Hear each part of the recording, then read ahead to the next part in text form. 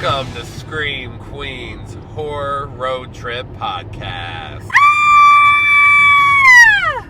Hey, final girl, Justine. Oh, what's up, Soul Survivor, Mr. Josh? Well, right now, we're currently cruising through a winter wonderland in northern New Mexico, heading to Vegas. It is the middle of March. It is really close to being spring, and there is snow aplenty around us. It's actually quite beautiful right now. Everything is snow-kissed. The roads are beautiful. The sun is out. Yes. I think it must have snowed during the night, and so it's just like beautiful right now. And picturesque as we're going through the mountains of the Southwest. Yeah, we're on Interstate 40. We're about an hour away from Albuquerque. So Albuquerque, you're home to me. We're about to be climbing mountains, y'all. But yeah, like we said, we are heading to Vegas to do something called the Dig This Vegas experience. Dig This Vegas, baby! We're gonna go play around with some excavators. I am so excited about this. We are gonna, I don't know, as like a person who drives like a sedan, I love the idea of being in like a humongous like excavator and being like high up, and then maybe just having something that could cause destruction in its path. We're gonna be digging dirt and like maybe crushing some shit. I don't know. We'll see. But we get an hour. A whole in hour. The excavator. We purchased a whole hour to learn how to run the excavator and then drive it and excavate. Yeah, it's gonna be fun. Also, we have Justine's sister lives in Vegas, so yeah, that's also we're gonna go see my little baby sis. Hi, Dakota. She my sister too.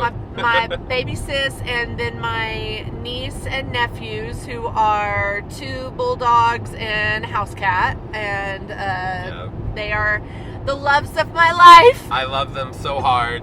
They are named Creature and Dobby. Creature, Dobby, yeah, some Harry Potter world shit, and then Briar is the cat, and she's a bitch, but we love her. Yeah, we love bitches. But who doesn't love a since bitch? We're gonna go do this experience, we're gonna ride around some big rigs. We are gonna cover 1986's Stephen King masterpiece. No, actually, it's a lot of fun. It's a lot, yeah. Maximum Overdrive. Maximum Overdrive. Yeah. And this movie was driven to the max. It was a maximum amount of drugs were used for sure in making this. I think everybody knows the late 80s, mid to late 80s were a hard time for Stephen King. He was having a lot of substance abuse problems. He even says it fueled some of his work, some of his stranger work. Like Tommy Knockers was kind of at the end of his, like a big binge for him. And he talks about how that's one of the reasons that book's so wacky. And I feel like maybe this is part of that. Yes. Because it definitely... It's hard to place what genre. It definitely has his stamp on it, for sure. Yeah. But it has the stamp maybe of some of his blunders.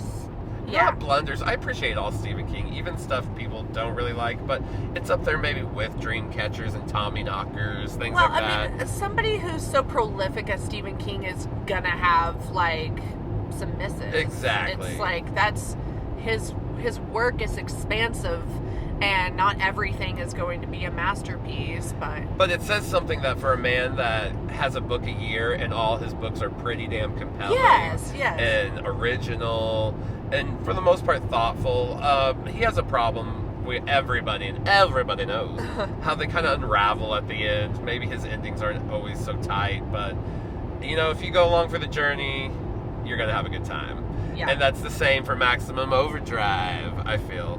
Yes, and it's a short story of his trucks, but he wrote the screenplay for Maximum Overdrive and directed it. So it's definitely it's all him. And he has a cameo. Stamp. Yes, he does. Right out of the gate.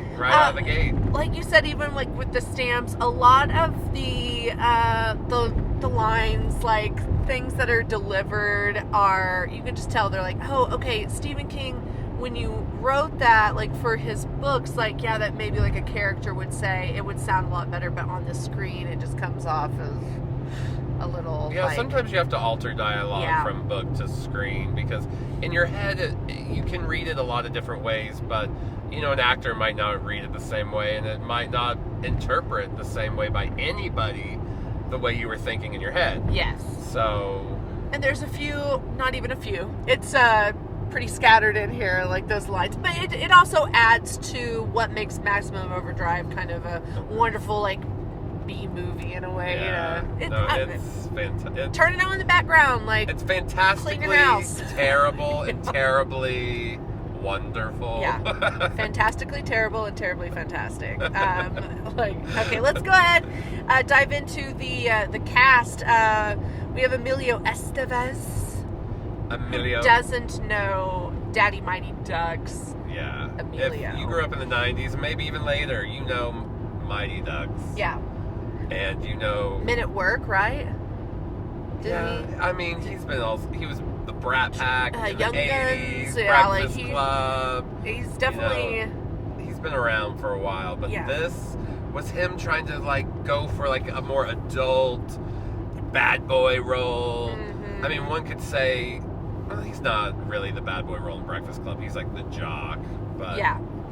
Well, he's definitely going, got that. He's going for that Judd Nelson role in this one. Yeah, he's definitely trying to say, like, I'm more dimensional. Mm-hmm. My acting skills, I can offer a lot. Here I am trying to be, as he's weirdly called, like, some college kid who has what does he say? Obtuse. That's like, he's like, you're more obtuse than you might have originally. Oh my gosh. They try to compare him to, like, a gangster. Yeah. Like he's kind of like I don't know. Like, he's had a life of crime. He's like 22. He has history. Guys, we're coming into some, like, weird clouds. I don't know what's going on. If it's like a dust storm or sand, sorry. And there's no more snow. All of a sudden, like, the snow's gone, and changed. now we're going into, like, a dust storm. So okay, hopefully this doesn't make our already road noise. Yeah. Well, at least, like, sorry if we seemed a little distant just now. We were trying to gauge exactly what's happening here. Yeah, because the visibility level right now is, I'm going to say, like, what, 200 feet? It, like, trimmed down really quickly. Yeah, for sure. Okay, so I'll just name off a few more of the cast. We've got Commissioner Gordon from Batman, who Pat Hingle, he plays Bubba Hendershot, the owner of the diner where the Dixie Boy. The Dixie Boy, yeah. Where most of our story's gonna unravel and take place. The Dixie Boy, he is this North Carolinian business owner who takes advantage of those trying to maybe come out of prison, or, you know, maybe they're recently just getting back into the workforce. He's a bad guy. He's no good. It sounds good on paper, but no. He's not really helping people get back in the workforce.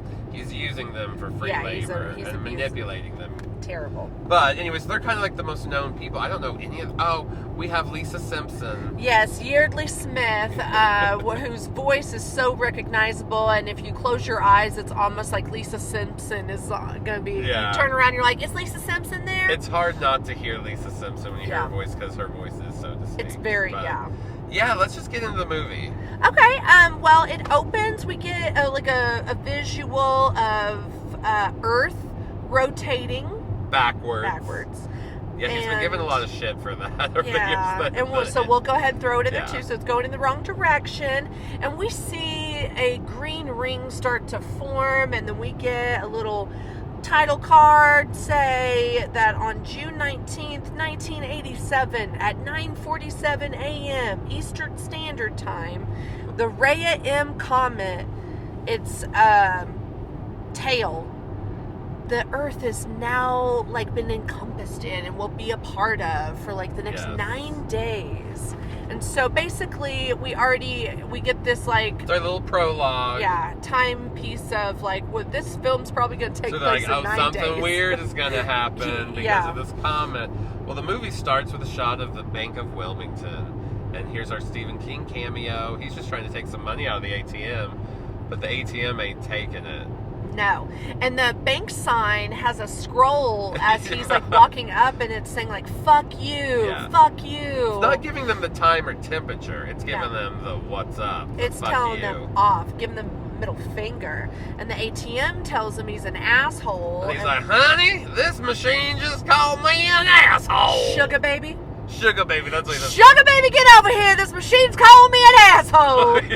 And these North Carolinian twang like accents, I'm digging. Yeah. There's something. Everybody in about this that. movie has a terrible Southern North Carolina accent. Like a southern accent slash North Carolina accent. Yeah. And so that's when we get, it's right after like the Stephen King cameo that we get AC/DC dropping. Who made who? This is kind of the best thing of the movie is the AC/DC soundtrack. We're not quite sure if they did the actual score. Because there is a slight score that is trying to kind of be like a rock and roll psycho. It's like throughout the film. And we didn't do our research, so we don't know if that was them or not.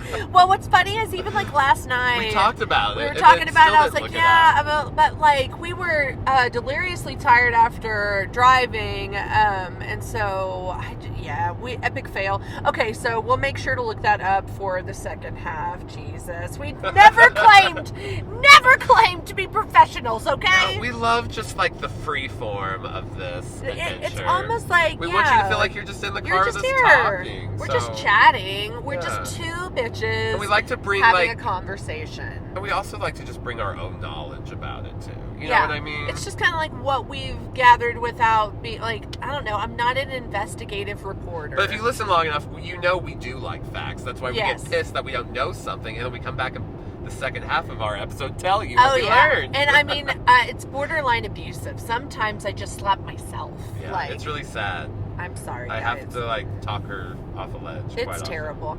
Oh, speaking of talking off a ledge, that's like, let's segue back into it. We get this kind of opening scene of the machine starting to take over, and this drawbridge is the mechanics of it are being handled all on their own, while two controller guys are like nose picking and picking their ass. Ew, yeah, one guy's like they're playing cards, they're picking their nose. They're probably doing what they do every day at their job. Yeah. But not every day is there a comet that shows up and fucks shit up. Yeah, and so while they're picking their nose and playing poker, all the machines start automatically going off on their own. So that means the drawbridge is being raised without their knowledge. And that everybody's means, on the drawbridge. And people are on the drawbridge. So what does that spell out? To me, disaster. Disaster. And while the like idea of this happening and all of these cars, like it all being raised, there being cars that are filled with things that are now toppling onto other cars falling backwards. Yes. It's not really like giving me a scary, like horrific vibe as much as it's like it's comedy, or like even like disaster movie yes, vibes. Like I'm not scared. I'm not held in suspense. It's one, we have AC/DC playing, and we have like kind of like a man slipping on watermelon that's falling out, like a woman getting killed by like a watermelon impacting on her. And the watermelon, the guy slipping on the watermelons is almost like a pratfall. And some of this, I was telling Justine, like you could overlay like the Benny Hill music, that over this, and it would make just as much sense. There are some shots that could be scary, but then you have like who made who, you know, like it's like exactly. It's like I mean, it's an awesome song, but it's like it just comes across more funny, and maybe. You know, we were debating, like, is this movie supposed to be like a dark comedy? Is that the whole point? You know, it's a little action, it's a little comedy, it's a little horror, especially when you get into those kill scenes where you get the a throwback to Hitchcock. And it's like maybe it just didn't ultimately work, But just some of the things, like, you know, even the watermelon, like, crashing through the windshield, like, maybe that could have been scary, but then the next shot is him slipping on the watermelons. Exactly. And it's just funny. Like, because nothing really happens from him slipping on the watermelons. It doesn't show him, like, slipping and then falling over the ledge. He's just like, whoa, can't get my grip. And there's another man who does fall into the water from the bridge, and he has this, like, really, like, Tarzan-like, it's almost like a plunge sound, like, happening, and I don't know, a part of it isn't, like, it's not scary, like, it feels like he wanted to jump in, and, like, oh. And part of me is like, did he fall from such a high point that it would have killed him? Right, like, you know, I don't know how high that bridge was. It's not like the Golden Gate Bridge, which, you know, is so high that a lot of people die there every year. There to, unfortunately. But no, so other than this being just like, okay, the machine's taking over scene, where I'm not yet sure what way this film is going, and I'm also not saying that that's like a terrible bad place to be at the opening of a movie. I'm not saying it has to be that way. There's something very fun about it, of course. We're just saying it's not really when setting it opens, it's not setting you up for thrills and chills. Yes, and well, I was 1 year old when this movie came out, so I didn't see it when it first came out. I didn't get to see the trailers that would come on TV to sell it, you know, to the audience, like how it was supposed to be. So just anyways, let's keep going. So the drawbridge incident also just gives us the idea that we're gonna get like a lot of AC/DC, because they also have a slight cameo too in the drawbridge scene. Their van gets like crunched up. Do you think when we do the excavator thing that we're gonna get to like crunch up like big cars? I don't think so. I think we're just digging and stuff. I think there are, maybe, I don't know. Like, I don't know what all we get to do. Because there's different levels and packages that you could purchase. You could even, like, destroy, like, stuff. There was, like, a thing, it was, like, $800 per person. It was called, like, the Destroy package. And we're like, of course that's the one we really want to do, but no, I don't think we're going to. It's like, sorry guys, but on top of just like getting here and all of that. No one sponsors our show but us. So. But there is an excavator in this movie, so we believe this is a direct correlation. There's all kinds. There's all kinds of like bulldozers and excavators that are gonna big rigs, and you know, we're gonna just be playing in the dirt and on big cars. Yeah. Big machinery, so. And speaking of big cars, we get our introduction to kind of like our main villain, which is a Happy Toys semi with a goblin grill on huge. It's a massive semi, but like to make it just a little bit more villainous. It's probably like big fiberglass, maybe like it's goblin basically face. Like a face that's on the grill, and that's really neat in a way. I'm sure like if you're a truck driver, it sets you apart, because when the truck driver pulls into the Dixie Boy to fill up his semi and also to get like something to eat, the gas station attendants are remarking on it. They're like, oh wow, that's so cool, and what, you know, like, what did that set you back? So, and he starts filling up his truck. Well, he goes into the diner and there's a gas station attendant, because for those listening that might not remember a time, I don't certainly remember a time, but there was a time where people would come out and fill up your gas tank for you. You didn't do those things. So, oh look, it's starting to clear up, everyone. The sand, we now can see the mountains again. Yay! So for those worrying about us, it's fine. Okay. So we get our shot of like the Dixie Boy gas station. Also, to talk about the Goblin truck, we saw it a couple years ago at a horror convention in Texas. Yes, we did. We went to, I think it was like in Mesquite, Texas. I don't even remember the name of it. We went to a couple that summer. If you go back and listen to one of our minisodes, it's covered in that. Yes, we did like a whole summer of conventions. Yeah, it was really fun. That was the summer before the pandemic. Oh, thanks to gods. Yeah, but we saw it live. A man owes it, tours it around the convention, does the convention circuit. Some man, I don't remember. Man. He owns it. I don't think it was anybody that was in the movie. Yeah, probably not. Just a private owner. Yeah. Mm-hmm. Okay, so we get a good old shot of where most of our movie's going to take place. The Dixie Boy. It's a gas station and a diner, and then Andy is the truck driver that owns this rig with the goblin face. And he goes into the diner. We're going to get to meet the rest of our cast. Oh my god, such a big cast. This is like a sprawling Altman film now. Oh my god, it wishes it was. But here at the diner, it's like, come back to the Five and Dime, Jimmy Dean. Yes, yeah, for sure. It's big cars And okay, so inside the diner we meet Emilio Estevez. He's cooking up some eggs, and he gets called back into the manager's office, which is Commissioner Gordon's office. I'm sorry, guys, it's Batman, Commissioner Gordon. And he was also, I think, the Commissioner Gordon in Batman and Robin. Probably. So, anyways, love him, Pat Hingle. But he's Bubba. His name is Bubba. We're not just calling him Bubba. His name is Bubba, and he acts like a. If we have Karens, we have Bubba. So he acts like a Bubba. And Emilio's character's name is Bill, and he gets called back into the manager's office, and we find out that the manager is an asshole, and basically wants to pay him for. Yeah, he's saying. He said, you're going to work 9 hours, but I'm paying you for 8. And Emilio is like, screw that, not this boy. Yeah, and he's being all tough.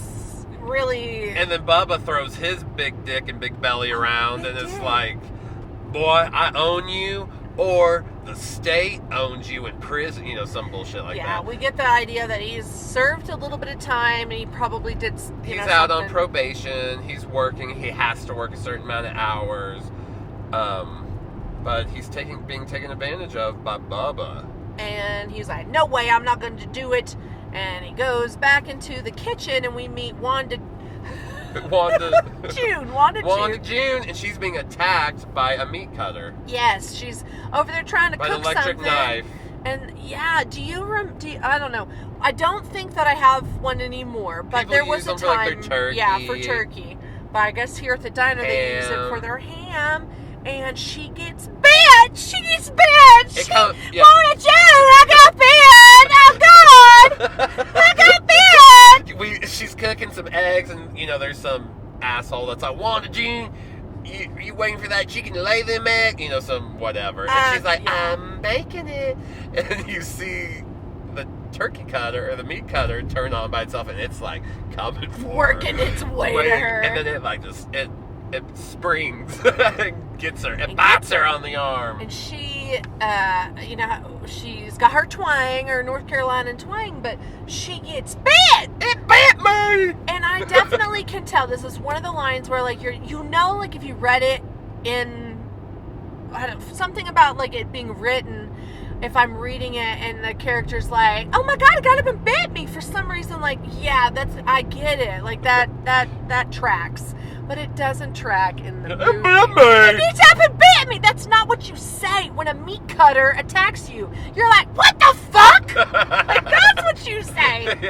No, she has the most earnest response to this meat cutter coming alive. And barely does she sell it to anybody that it came alive. No. They're all like, oh, you silly bitch. It's bleeding pretty bad. But anyways, there's our first attack. Yes. And we also have a scene that's happening outside where the gas station attendant who's been filling up the goblin rig, all of a sudden the spigot stops working. Yeah. So he looks in it like a dummy. And of course, puts it right in his face. The gasoline goes right into his eye, so he is pretty much blinded. It's kind of blinded. They take him to the back and they try to clean his eyes up. Yeah. But he still can't see very well, and he wants to leave. Yeah. He's trying to leave, but he gets run the fuck over by a truck. Well, hold on. Like, all of that later? happens later. Yeah, I'm sorry. Let us rewind a little bit. So he gets his eyeballs, like, with gasoline, and then that's the end of him for the moment. Oh, they put him in a room that has a bunch of, like, pictures with, like, full bush. Yeah, we find out that's Bill's quarters, where he, like, lives and, like, hangs out, but it's like a room that's got a whole bunch of, like, hustler women's vages, like, all spread. It's unsavory. It's like, okay, that's a lot of work. Yeah, okay. Thanks, I thought guys. I thought that was NSFW. It's like sexual harassment. What if Wanda June walked in there and was like, oh, thanks, guys. This is what I gotta work around. Basically, it's like the break room where people, I guess, go to, like, have, I don't know, a nap. But, or later, intercourse. There's later. But I was saying, so we also have a scene happening where there is somebody who is playing games in a game room. Oh, yeah. And there's, like, a pinball machine that's, like, coming alive on its own.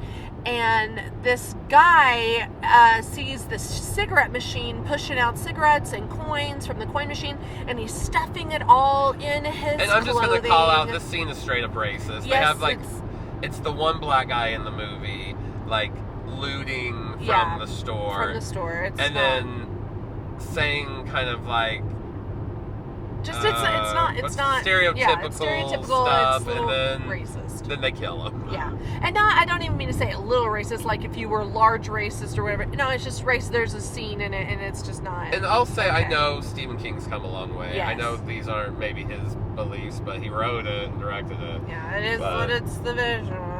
So, but the machines come alive in there, and he ends up getting kind of electrocuted and tranced by one of the machines that comes, or games. I think it's like Star Castle or something comes alive, and anyways, he dies. Yeah, like and Bill finds him. So it's like there's the meat cutting scene happening, and Bill saves her, Wanda June, from that, because like she was just basically going to allow the meat carver to like cut her veins open. Yeah. So he saves her there, gets her all bundled up, and then he finds that the guy in the game room has been electrocuted, and the gas station attendant. So there's 3 incidents it's like that all happen. this shit's just going down. And no one's able to put together that, like, shit that machines basically are hurting us. Yeah, hurting us. They're all just like, everyone is having an experience of something, and they're denying it. Like, no, that's not really what happened. So,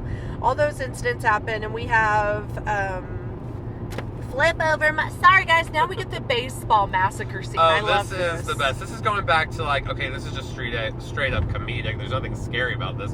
What's funny though is I will say the scene's awesome. It's hysterical. Yeah, probably the best standalone scene. It's almost like high camp. Like, yes, it's and not even in the overused sense of that word. It's just like it's a soda machine attacking and killing people by spitting out high pressured, I guess. And I love that it's like force. The team just won the game. They're all elated and happy. The coach is like, hey guys, I'm gonna buy you all cans of Coke. In 1986, if you won a baseball game and the reward was a can of Coke, you were so fucking happy. Yeah. And you know what? He could have topped it off with like a single Oreo. I can remember in Little League days getting like Kool-Aid and an Oreo after a game and being so happy about it. Oh my God, what a treat. So he's digging in his pocket for all of his coins, and he starts putting them in, and the machine starts shooting out all of these cans. First super it gets spitfire. him. Yeah, first it gets him like in the balls. Yes. You know, so that takes him down. Yeah, and so it's he's like the at joke. face. So now he's like, it's the first like, ooh, and so now he's like face level with it. So it gets him right in the forehead. He has like this can mark singed, because it's like projectile. Yeah, like I said, it's like high pressure throwing it out. Like with some force. And then these other kids start coming up to check on him because he's hurt, and then they start getting hit. Killed. And like killed. Like the impact is supposed to like kill them. They're not just getting knocked out. I think these kids are dead. Yeah, because they're not moving, or they're at least like passed out. We have a character that we get introduced to. His name's Deke. He is one of the baseball players, and he has like a moment where he puts his catcher's mask he's on. thinking. He's our final girl. he basically is our final kid, and he so he like gets on his hands and knees, and he's all like trying to make his way, maneuver over, army crawl over to his coach to check on him, and we get to see some nice like special effects makeup, where the can put an imprint in the forehead and basically crack that guy's skull. And all this is fun. That's why I'm saying, if this is what he's going for, like he's doing it. Yeah, but this scene right here carries the movie for a little bit. Again, it's not thrilling or chilling. No, it's not scary. It's like fun. It would be like a really fun episode of like Tales from the Crypt or something. This movie, you know, if it was like just like an hour-long episode of like Tales from the Crypt. Yeah, because this movie is nearly, if not exactly, 2 hours long, and I'm sorry, but actually, I think it's only like an hour and 37 minutes or something like that. Yeah, but it does feel, because you're in the same spot, and so slow. It's a lot of the same kind of thing happening over and over, that it does feel longer. Okay, I'm gonna look up the time on it, because I swore when I was watching it yesterday, I stopped it at a point, and it had said that it was like 50 minutes where I stopped it, and then told me that it had 47 minutes left to go. Yeah. But maybe that does add up, because neither of those are quite 60. Okay. Yeah, we'll look later. It's too long for what it needs to be. That's what I'm trying to say. If it was like trimmed down, you kind of left like the funny moments, gave us some really cool maybe scare moments too. It would have been a really fun I almost said Twilight Zone. Yeah, maybe even Twilight Zone. It could have been a Twilight Zone like Tales from episode. the Crypt, especially. Yeah. Or a quick episode in like Creep Show. You know, like a good 20-minute scene. You know, but alas, we're given a full length feature of this story, and we can save some of this for the second part. Okay, so Deke ends up running for it. He's like, gets on his bicycle, but we do have like a really fun scene where there's one of those rolling big trucks that has like the roller on there, flattens things on the road. I don't know the name of that kind of truck. It starts coming through the baseball field. Yes, and it flattens a kid, and that's a good payoff. Yeah, I'm sorry. Love that. Like, that's a good payoff. It's good. And it has like the and then crunch. Yeah. Oh my goodness. And that kid is flat. He's dead. So here we are back. If you have listened to some of our old episodes, we're back to some kid killers. Yes, Stephen King kid killer. He is like the most. I guess like if we categorize who kills the most kids in this, yep,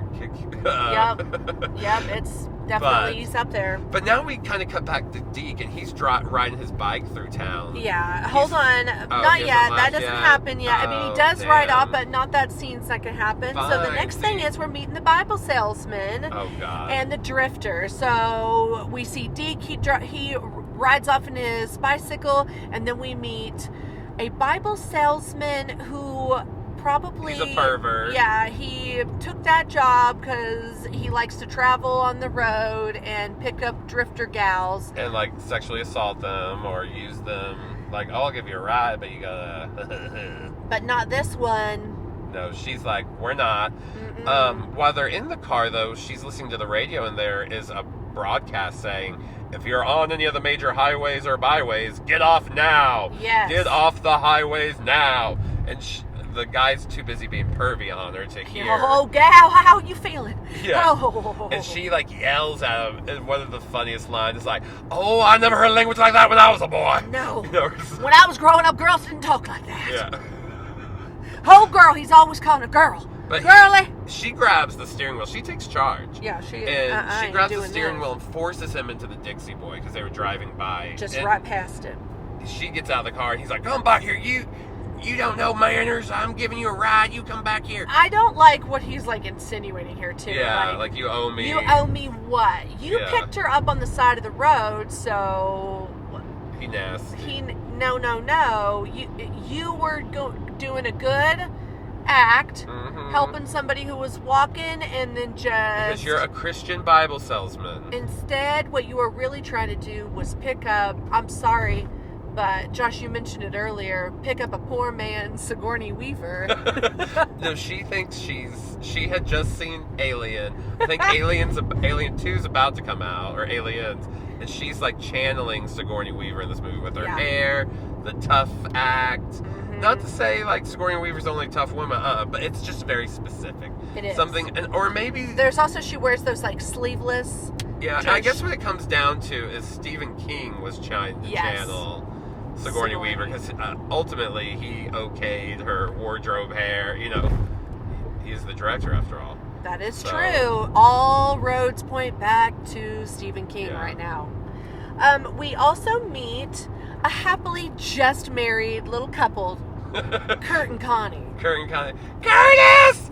No. This is the Lisa Simpson character. Yes. Her name is Yeardley. Connie. It's their wedding day. They're driving a car with the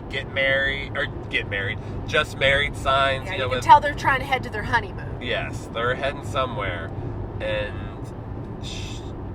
what happens first? They're driving in through kind of like a town. We see it's over here right by like a train station area, but they see there's like a body in the bushes. That's right. And so they they go to pull kind of over. investigate it. And she's like, Curtis, be careful. Don't make me a widow on my wedding day. Well, she didn't say that Well, yet. she doesn't say that yet, yeah, but that is a line that she says in the movie, and it's a funny line, like, don't you make me a widow on my wedding day. But she, throughout the movie, her thread through the whole movie is to be this just really shrill and like over the top and a lot of exposition screamed at you into the screen. So, but Curtis goes to check on the body. While he is checking on it, we have this large truck that kind of comes alive, tries to chase him down and run him over. And Connie's like, Curtis! Curtis! No! Just yeah, and he over the has top. to dive for it. It almost gets him. Like he got behind this pole and then crashes into the pole, but he's kind of saved by the pole. Oh yeah. A lot of strippers. She asks, like, are you dead? A lot of strippers might say the same thing. They were saved by the pole. Saved by the pole. Goodness gracious. JK. But she screams and asks, like, if he was dead, he would tell her. Like, Yeah. are you dead, Curtis? If I was dead, I'd tell you, Connie. And then we also have the meetup of Bill and Brett. So Bill goes outside to see what the ruckus is because the Bible salesman has almost like been run over by the goblin truck. Yeah. Because he was accosting the girl. But she made it in. And so Bill's like, what the hell's going on here? And she's like giving him a little bit of information, but kind of like tough girl. Yeah. Like, oh, I can handle myself. And he's all like, I'm sure you can. I'm Bill. And she's like, I'm Brett. There's a lot of like Bill and Brett, Kurt and Connie. And they always talk to each other very breathy. Yes. Like, I can handle myself. What's your name? I'm Brett. I'm Bill. Like, they're very like... You got so gruff in that. I wonder if the microphone even picked up Did some you guys of hear it. me? You Hear were my like deep performance? down. I'm Bill. I'm Brett. Breathy Brett and Bill. I'm Breathy Brett and Bill. We also have poor Deke.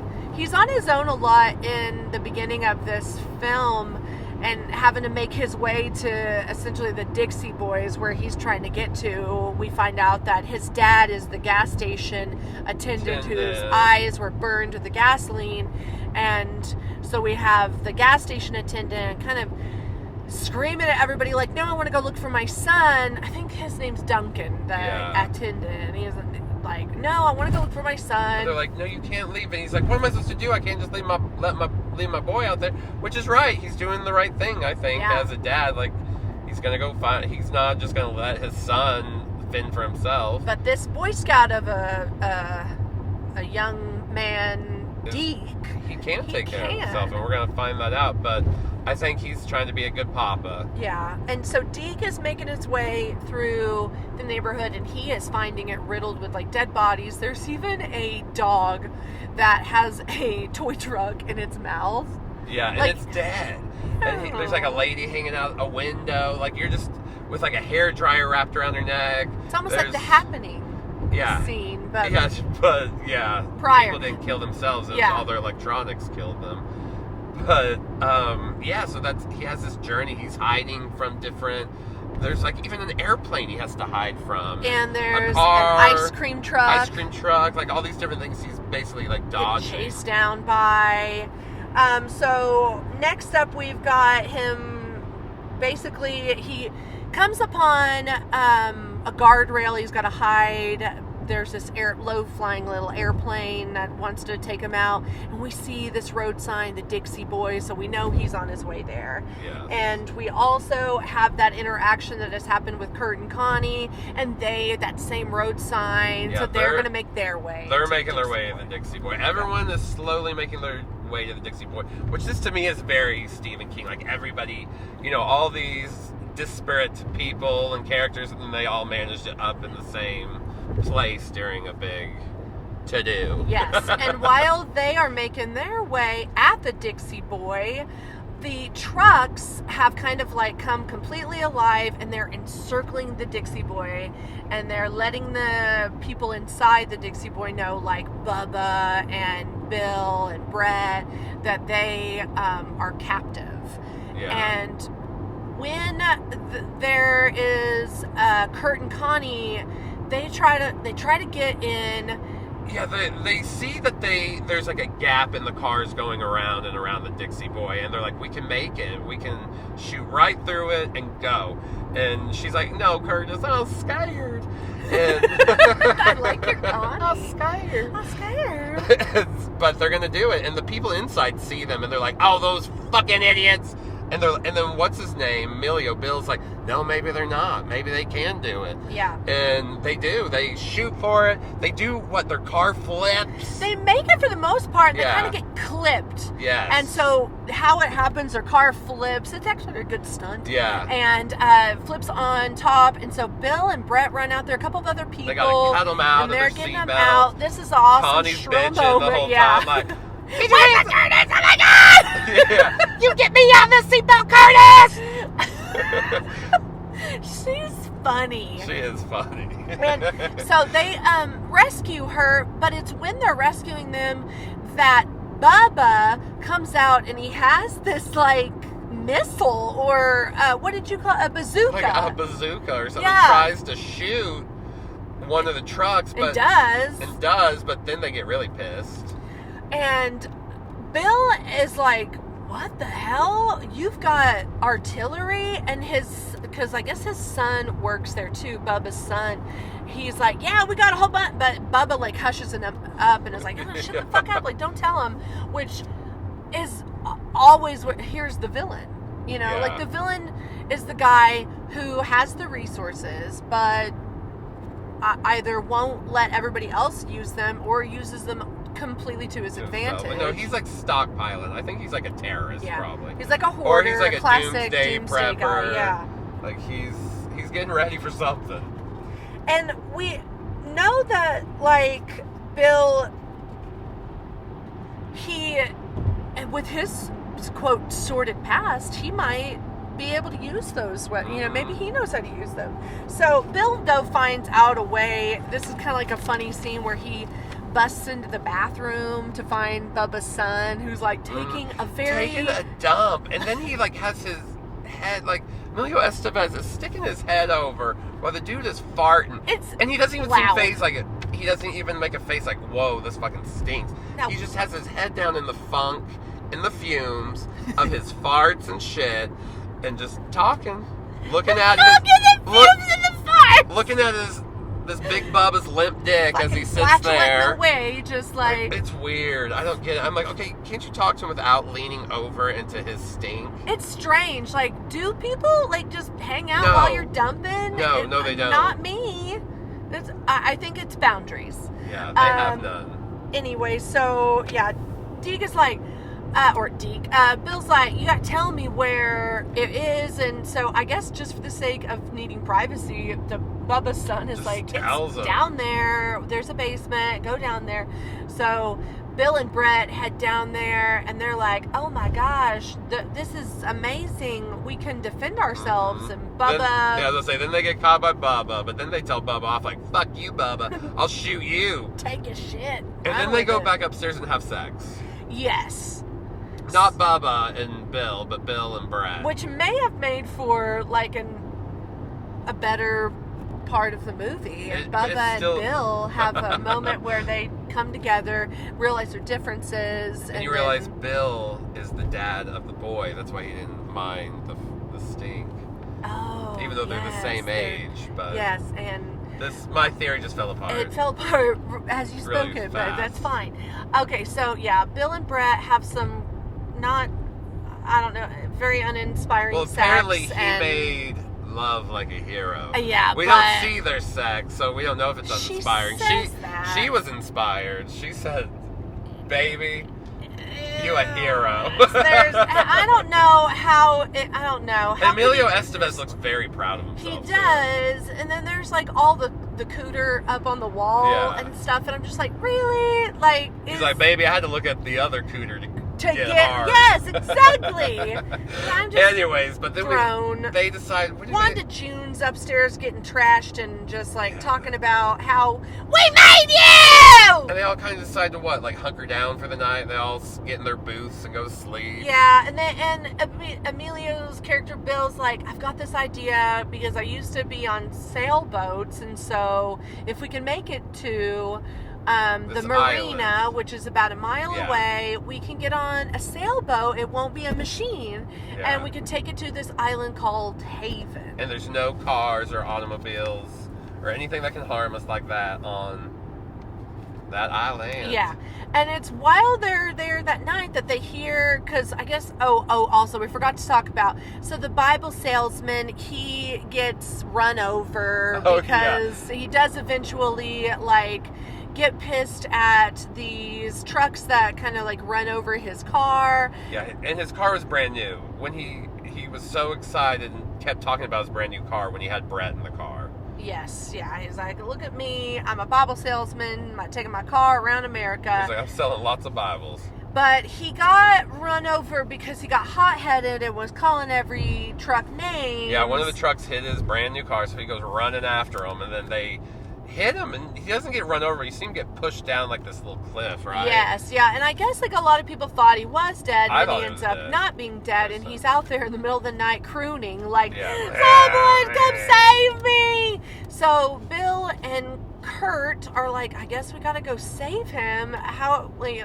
Not quite know how we're gonna go save him, given that there's all those trucks out there. Yeah. But because Bill had gone down to the basement, he saw there was like a little sewer line, and so they go down the sewer line, and also at the same time, Deke finds the same sewer drain out there. And so they're all gonna crawl through it. Yes, and the Bible salesman comes alive for like a moment and tries to like grab Deke. Because Deke ends up coming through the other end where the Bible salesman is, right by the Dixie Boy. Yeah, and Bill and Kurt are like, oh, yay, we'll take you back, Deke.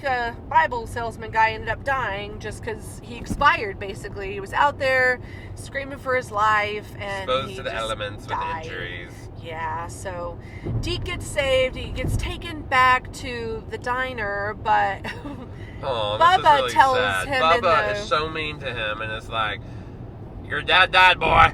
Get over it. Tough break, kid. Tough titty.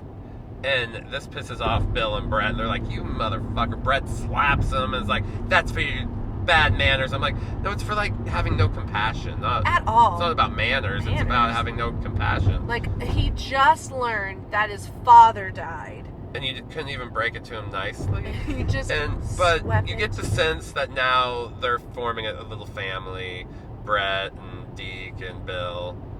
So, BB and D. That's what I call them. BB and D. Yep. And we still have Wanda June getting more pissed about the fact that like she is certain that this cannot actually be taking place because in fact we made them. Yeah, she already had one freak out earlier. Yes. About we made you, and now she's getting even more pissed about. Or no, this is that night. This is the first we made you scene. Yes, right? yeah, we made you, and so she goes out there and nearly gets killed. She acts like, and she looks like she's having like a seizure when she's doing. She's like, "We made you!" And this dude throwing her body around, and her arms are flailing. It's crazy. It's a really strange performance. She's the woman on the verge. She went for it. Yeah. And this next morning, though, everybody wakes up, and little did they know during the night that all of these other trucks were arriving, that the Goblin had been maybe sending out a message, they can communicate come somehow. to the Dixie Boy. And so when they wake up, it is to, like, armed guard. There is, like, a truck that has this machine gun affixed to it. It's obviously like a military piece of machinery. Yes, and it's fully loaded. And he's, like, almost like the king. They lead him in, like, here, come. Just, the general. Yeah, he's like the general of all the cars. He's got the weapon that can take anybody out. And so it's just this gun up there pointing, and it's using its horn to send Morse code. Yeah, and Deke recognizes it. He's the one that figures out. He's like, hey, I just want a badge in Morse code and Boy Scouts. They're telling us something. He's like, give me a pen and paper. I'm going to write it down. So he's drawing it down. And, man, he's like a freaking wind talker. Oh, yeah. He knows, like, what they're saying. He's translating It's the the Morse best transcription I have as quickly, he done. knows it. And it says, like, gasolina, gasolina, feed us gasoline. So they're like, well, no, let's let them starve. And then that's when they start shooting. He's like, no, you're gonna get us some gas or we're gonna kill you. Yeah, they take out, like, well, Bubba thinks, like, no, these machines aren't going to tell me what to do, and goes and get some guns. I'm like, is this when he gets his bazooka gets shot, again? and yeah, he tries to shoot him with the bazooka again, right? Yeah, well, he takes out one of the trucks, but, like, the main thing is he tries to arm up a couple other people, but that machine gun takes them out. Basically, it takes out all of our characters that were useless. We didn't know. Basically, Bubba's friends that were in the background. Anybody else hi-ho, that was just eating in the diner and was trapped there with our characers dies here. Gets taken along out. with Bubba, because Bubba didn't see them all die and didn't get down fast enough. He gets, like, tons of bullets in the gut. And this really pisses off Wanda June, and she grabs that bazooka and she runs out there screaming again, "We made you!" And before she can shoot him, she gets shot, but her reaction to being shot is she shoots the bazooka off. Yeah, takes her finger off the trigger and bazooka. And it does take out a truck of Miller Lite or something. Yeah. It's like this big explosion of beer cans. It's very Americana. And we get some more AC/DC music playing as Emilio decides, like, we're going to be their junkie, basically. We're going to give them their goods, what they need, and that's how we can survive through it. Maybe if we keep them happy, we can take up enough time, come up with a really good plan, devise, a really solid way of escaping.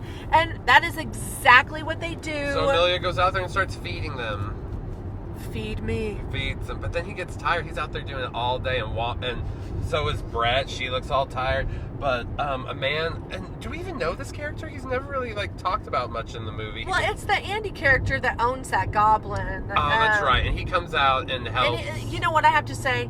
He is himself a black character. I mean, he's not a black character. He's black. But earlier we had said that the man that's in the game room was the only black character. That's true. Not black character, but black person in the film. But no, actually we've got another man. He comes out, relieves, his name's Andy. He relieves Bill and tells him what? Bill tells him he gets back another one of those famous lines, and he's so tired, he's sweating, he can barely pump another truck full of gas, and Emilio Estevez says, "They don't know what it's like to get tired, to be a man and get tired." It's my favorite line in the movie. It cracks me up every time. They don't know what it's like to be tired, be a man and get tired. Like, who the fuck says that? Who says to be a man and get tired? Be a man. Oh, well. Get tired. I think am I in the wrong lane? Oh, goodness. I don't know. I guess. Goes straight. Sorry, guys. We're having a real life, like, moment here. No, I'm in the right. I'm in the correct lane. So the crew, finally, we're kind of like in the last, like, leg of this movie. The gasoline, it runs out eventually, and they make this one last effort. Bill goes in, gets a grenade, and he decides to go up to like the general that we've named with him. the machine gun attached tosses to it. the grenade. It makes the machine gun thing explode. So all of basically the threat has been eliminated, and now the trucks are pissed, and so they try to ram into the place, into the Dixie Boy. We get all of our characters climbing through the sewer, like to get out of the way, because I guess the trucks have no idea that there is a little sewer line. That's how they're going to escape. Well, they also don't realize there's a basement, so that's another way they were like, and the cars will fall into the basement when they try to come in because they'll be too heavy. And it's true, a lot of them are falling through, and they're able to escape through the hole. And the goblin is pissed because a lot of his trucks have been taken out that were fueled. Yes. And then the remaining trucks that are out there in this line of trucks that had just been waiting for gasoline, they're running out of gas.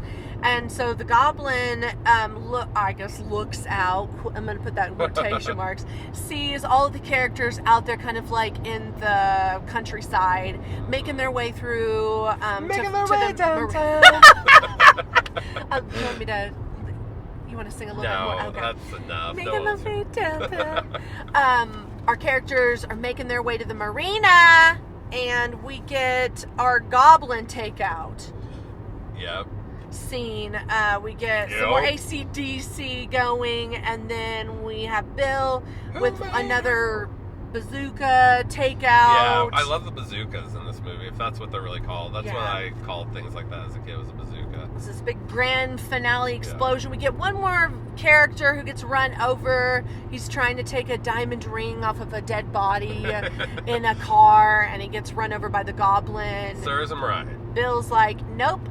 Blows him up bazooka style, and all the characters start climbing into one of the sailboats at the marina, and they make their way off. We get Who Made Who playing, and we get Connie. Who made who? She's all like, I don't like being on boats and shit. Like every step of the way. You gotta do your Connie, because your real Connie, when you do your Connie voice, it's up there with your... my Tangina. With Tangina. I mean, not that you're Tangina. Well, I Tangina have done my Connie throughout this. Are you claiming that my Connie's not my Connie? You can, on that last one, you can be more shrill. Oh, okay, yeah. Like, she's on the sailboat, and she's just like give us one last good Curtis. Curtis! Curtis! I don't like these sailboats, Curtis! I'm gonna get sick, Curtis! Is that good enough Connie for you? That was perfection. All right. You guys, we get one little more title card telling us what happened. Yeah, apparently they were right. After the comet left, everything went back to normal. There was an alien spacecraft, though, during the comet that came out, and a Russian nuclear weather missile thing takes it out. People can't see you doing air quotes. Oh, they can't see you doing air quotes. Yeah, that's right. Okay, so we get one last message told to us, and it's that a, quote, weather satellite from Russia up in space took out the UFO that came out of maybe the water or whatever. And so it's one of those, like, was there a UFO in the water? And, no, I think it was a UFO, like, up in the sky. They say it was a submarine. Well, I'm looking through my notes. It says a message positive that 2 days later a UFO was destroyed in space by a Russian weather satellite equipped with a laser cannon. Would be up in the sky. Yeah. Okay. I was just wondering, like, did the spacecraft come down into like Earth? No, it was probably up in outer space. Okay, and the maybe it was gonna like try to like. But they were saying like quote unquote it was a weather satellite, saying like the Russian government knew what was going on and went up there and took a laser. Took it out with it said nukes and stuff with the laser. Yeah. So anyway, but then it says our survivors remain that. Yes, they survived the next like 6 days on their island haven, and that's it. We some more AC/DC playing. So I guess that was Connie all night. I guess that was Connie and Curtis's honeymoon. Oh, on Haven, on a private island. Little did they know they really got their honeymoon. Well, guys, we're not having a honeymoon. Yeah, we still have a long way to go. We're past Albuquerque. Of course, now the highway is so soft and smooth when we're wrapping up. It was a little rough there in the mountains and going through Albuquerque. But, of course, That's Now how that it we're always leaving is. you. Now that we're leaving you, the road is smooth as silk. The road noises are less, but that's just the way it goes when you road trip. That's just the way it is. Things will never be the same. That's just the way the road it is. smooths out. Oh, Yeah, it's yeah. terrible. But, yeah, we're going to make it to Las Vegas today. We still have probably about, 8 hours, 9 hours ahead of us. Yeah, we're going to dig this Vegas. So fun. Can't wait. But we'll come back in just a few seconds, tell you all about it. And then we'll wrap up the movie, give you our knife ratings, our favorite scenes, and tell you about our next episode. Yep, so just hang tight. We'll be right back. Listen to a little bit of our Bad Athlete. Let's go! Scream, woo!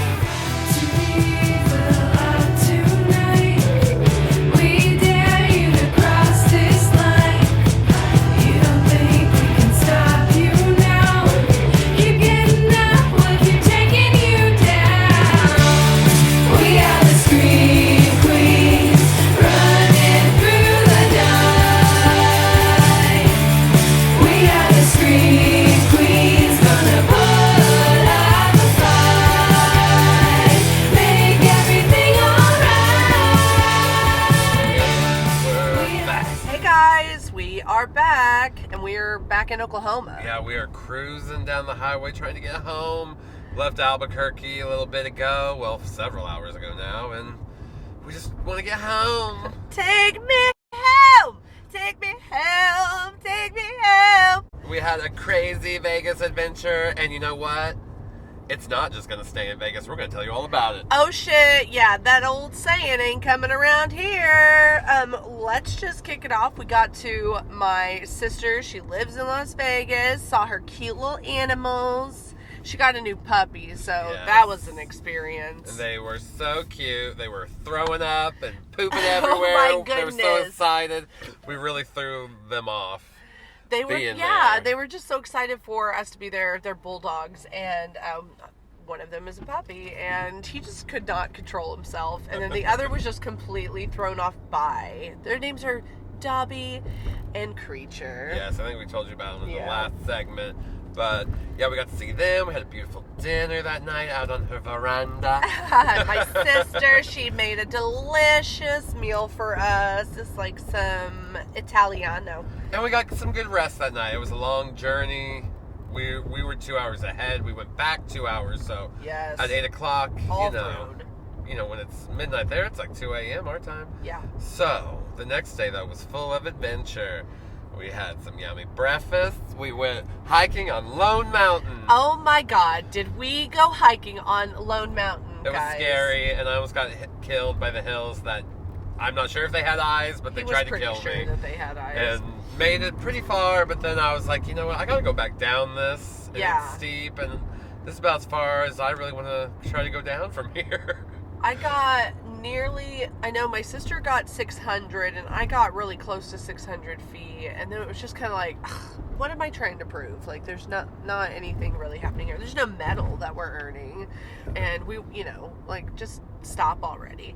And then when we were going down it, that's always the hardest part. Yeah, going up is not too bad. I mean, I'm sure I'm huffing and puffing, but I can go up anything steep or high. Then my fear of heights kicks in once I'm up high. Yeah. And then I'm like, something about going down is always harder than going up.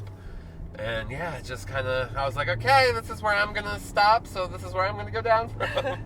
It was fun, though. So, and we did, later on that evening, we went to Meow Wolf. Yeah, at the Area 51, or Area 15. Area 15, yeah. It was so fun. What a really cool, crazy... awesome experience. Yeah, walk through kind of experience, submersive experience in a grocery store that takes you into like a fantasy land. Yeah, right now their main theme is this thing called Mega Mart, and you go shopping in Mega Mart, and you can actually buy some of the items there, but it's all very surreal, like tattooed turkey legs and things you can buy, or bologna with the Scream mask, or products that we kind of have, but like with maybe a more sinister name, or like, just something off, something oddball, something quirky. Always telling you that you're not really in a grocery store. There's more to this grocery store. Yeah, cans of mammoth chunks and just like funny products all throughout. And then you can take weird little, like, Alice through the looking glass, like, little holes through things, or you can go through the back of, like, the meat produce area or through the freezer, and then you're in the back main area of Meow Wolf, which is just tons of art installations. Yes, and just a lot of, it's low light, and then you're just kind of wandering through, experiencing all both, different like, kinds of and things. the music, everything. You know, it's all a part of the experience that you're in. Yeah, definitely recommend if you're in Vegas, go do Meow Wolf. But then we had another amazing dinner at a place called Americana. Oh. We ate lots of seafood and clams. Oh my God, so seafood, good. Yeah, it was like in the ritzy like part. Yeah, of we Las felt Vegas. fancy that night. Oh my goodness. And then we got up the got next up. day and we're ready for the main event. Oh my God, guys. Dig this, Vegas was so much fun. I'll have you know that you know now 2 certified and experienced 1.5 ton excavator drivers. I mean, when you need us, we'll be there. Yeah, you'll probably have to really train us and really certify us, but we graduated from Dig This, okay? We got to move them tassels. We got Right a to left, certificate at the end.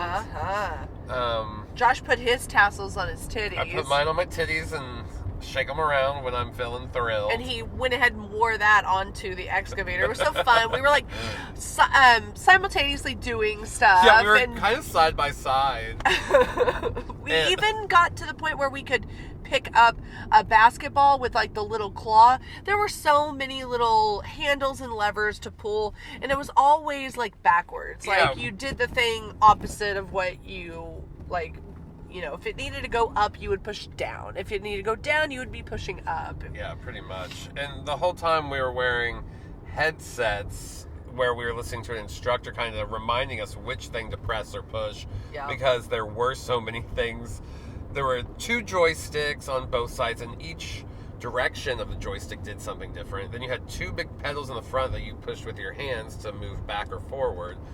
It was just all kinds of stuff you could do. And yeah, we dug holes, then we put dirt back in the holes, ran over the holes, smoothed it out. But you know what? I know that sounds boring, but it was so much fun just digging these big-ass holes. I thought we were digging like graves. How we were, like, we got real deep. Like, I swear we got like 10 He's like, all right, now... He gets the gun out. He's like, come stand in the hole. We're like, yeah! No! Or he pulls out 2 other people, and he's like, this is a part of it. And we're like, oh, shit. And he's like, bury the bodies! I was like, we're here covering Maximum Overdrive, not Hostel or like... Pardon us. Wrong move. This is not... It's not fitting. This doesn't fit. Yeah, and then he taught us how to play basketball. So we did this game where we were taking basketballs off a cone using like the little... They call it the thumb of... The excavator has, you know, like the big digging thing, but then it has like this thing called the thumb. Got a big claw, and then it has a thumb. That comes down and can like hold things. And we were using that to like pick up the basketball, and then we were putting it in a big tire. Oh my gosh, do you remember when I picked up Joe? Like, I just picked Joe. up Joe, the instructor. Yeah. Like, I picked him up completely. He was like... Swung him around. I don't remember that, but I remember you popping a basketball. Oh, well, yeah, that happened too. I got really nervous after I popped the basketball. She used that thumb a little too hard on the basketball and popped I pressed it. I thought, like, oh my gosh. I almost did that. Charge us. I almost did that once too, so I can see how you did that. I mean, it was just like, it's really sensitive. It was so much fun the other day. That was, that was like, what, 2 days ago now? It seems like a lifetime ago. It seems like a lifetime ago, but I'll never forget that experience. Yeah, and it was like a little over an hour. We had a full experience. Beforehand, they made us watch like a video, and then they have like this little model of like the little playground area, and he kind of tells you with like, you know, a little model of what we're gonna do. They tell you twice, like they told us in person and on the video, that we were gonna have to do a breathalyzer because you know it's Vegas, you know, a lot of people are partying, and but they didn't breathalyze us. I think they forgot. Oops. I think they forgot too. And then they probably didn't ever draw attention to it because they're like, oh shit. I mean, I'm sorry, but we walked in not looking drunk. Like, no, we walked in looking so excited to like here. giddy like school children. So I'm sure they were like, never mind. Yeah. Like, I'm not worried at all. We just like, I don't know. Sometimes under pressure, you know, like when I I just don't know what I'm doing. Like I could. Oh my gosh, I just felt like an idiot in the excavator half the time. You shouldn't have, because our guy was really nice. Oh, he was our so instructor. nice. And yes. we tipped him really nice after. I'm not gonna tell you how much because that's just day class A. But day class. He is out there the whole time, nonstop talking to you, out in the sun, just like directing you, telling you like right hand, right stick forward.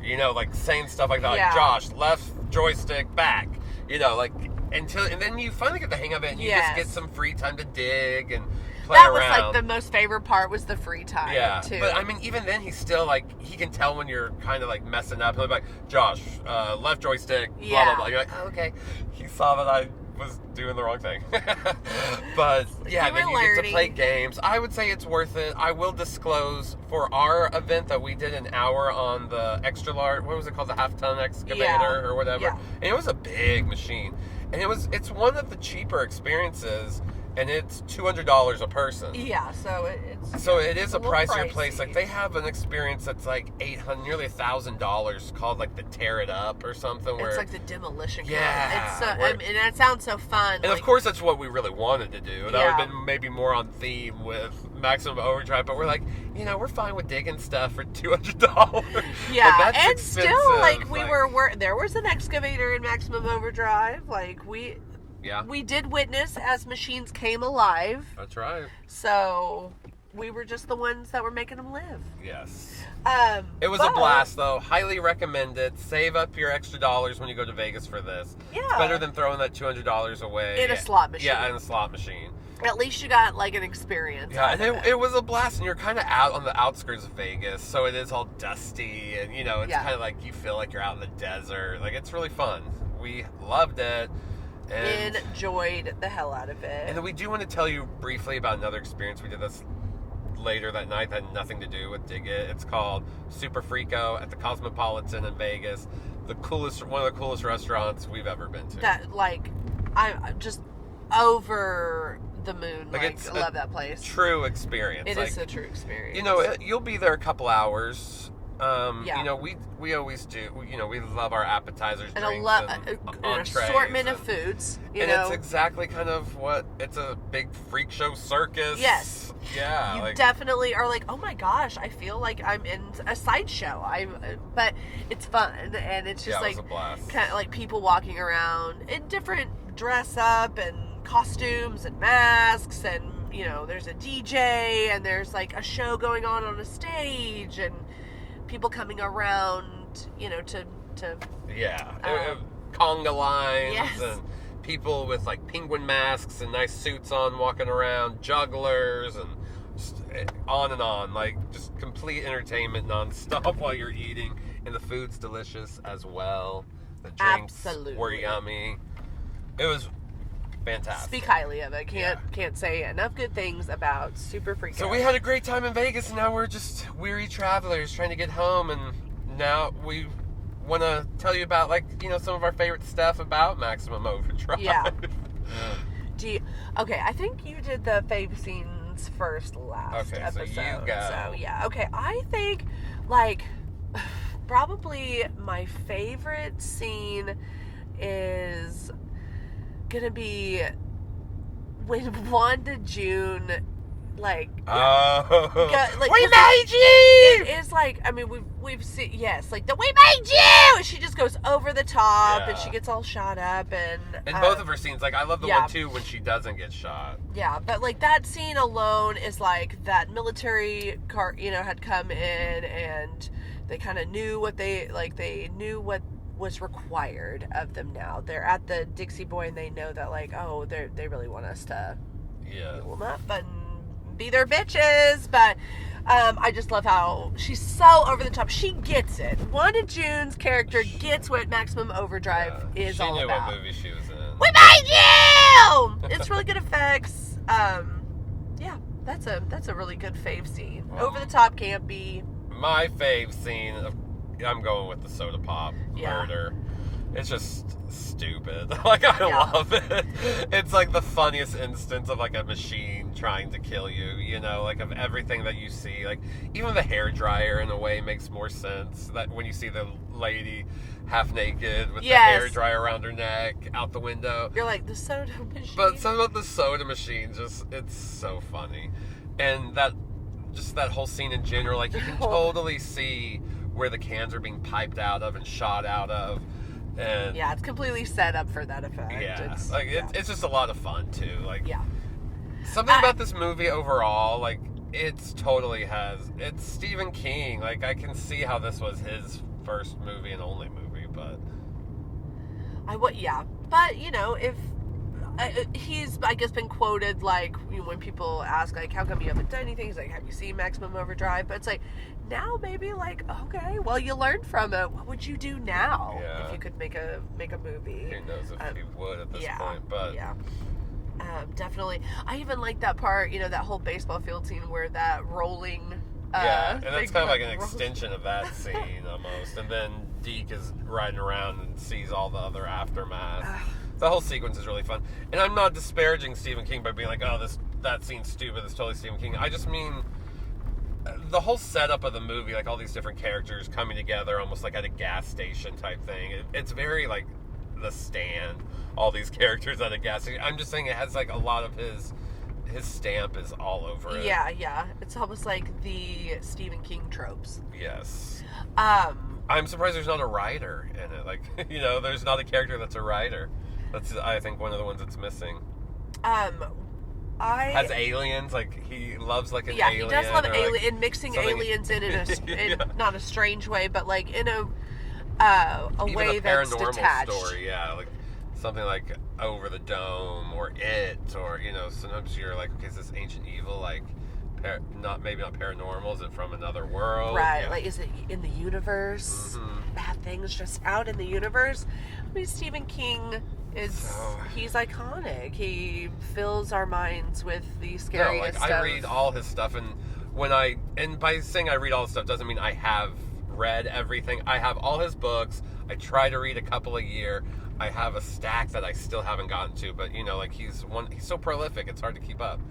But yeah, he's somebody I will always read. Yeah, he's like our great, I don't know, maybe our Edgar Allan Poe in a way, but even more prolific. Or like our Dickens or something, like our modern Charles Dickens. Scary, you know, like he fills us with dread, but we look forward to his next story, and he makes us feel comfortable also. Like, his writings can be, like, since he does kind of stick to, like, similar beats, then you do feel a little comfortable reading a Stephen King, but he'll go out of nowhere and throw you for a loop, so. Yeah. He's a master. And in a way, I guess he did that in this film. Yeah, I guess I'm going to start with my knife rating. Out of 5, I'm going to go 2.5. Okay. I know some people might even go lower, but I'm going to give him that extra 0.5, give it the handle of the knife, just because it is bonkers. It's fun. There's sometimes we watch movies for this podcast, you know, maybe watch them a couple times, and I'll dread having to turn it on again, like, God, I got to rewatch that again for this. Yeah. But, you know, I watched this, like, probably 3 or 4 times, and each time I wasn't, like, bummed out, really, about having to watch it. No, I enjoyed it to a certain extent. It's fun seeing the special effects, kind of wondering, like, okay, I bet someone was in that truck while I was moving just then, or are they doing it by remote control? Like, you know, it's fun kind of seeing. Is it like a guy in black? Mm-hmm. Like, supposed to be just like a silhouette? Just all the practical effects are fun to watch. The explosions, He's trying, I guess, like, is the thing, and so I totally agree. I'm gonna give it 2.5 knives as well. Because I definitely think that if I came upon somebody that was like, I haven't seen Maximum Overdrive, I'd be like, well, then let's watch it. Like, yeah, maybe. Like, let's get a group together and watch it. I would see what other movies they had seen first. Of course. No, I'm just simply just stating that circumstance. Yeah. Okay. So, anyways, up next for us, Josh.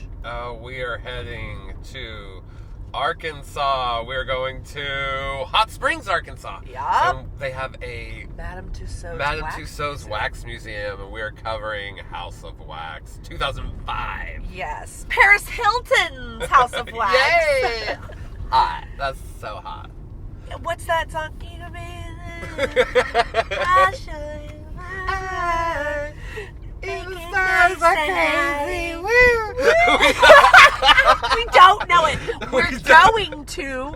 We're gonna learn it. Oh, we're gonna learn it for next episode. For Just next you episode. fucking wait. Like, I'm gonna Paris Hilton that fucking podcast. Like, But Hot nobody's Springs is supposed to be a business. cool little town. Like, We're I gonna think- jump naked in a hot spring. Yeah, we're gonna go to Hot Springs, do some wax museums. We're really only gonna spend like a day and an evening there, so Yeah, we're maybe gonna a day and a half. fit in like a nice restaurant. Josh is getting his balls waxed. I'm gonna wax my balls for it. Don't ever say that again. But no, so yeah. Oh, guys, don't forget. Go rate and review us on iTunes or wherever you listen to us. Yes. Go like and subscribe to like all our shit, like Instagram, Twitter, All our shit. TikTok. Oh, and please check out our new blind spot reactions that we are Yes. doing. It's our new YouTube reaction videos where Josh and I are watching something and Yep. letting you guys see what. You can find us just at Scream Queens Podcast, Yes. I believe, on YouTube. And we have all our past episodes are on there. You can listen to our podcast. You can listen to this on YouTube if you want. Sometimes there's extra pictures and stuff on there of like Yeah. our trips. So Please enjoy. Yeah, enjoy Check it that. out. Check out our. Thumbs us We have up. an Iron Man, a Weird Science, and a Texas Chainsaw 2022 episode right now. And Yes, and More to way come. more to come. so check us out. Support us! See you Like soon, us! guys. Subscribe. Love you! Bye! Bye! Mwah!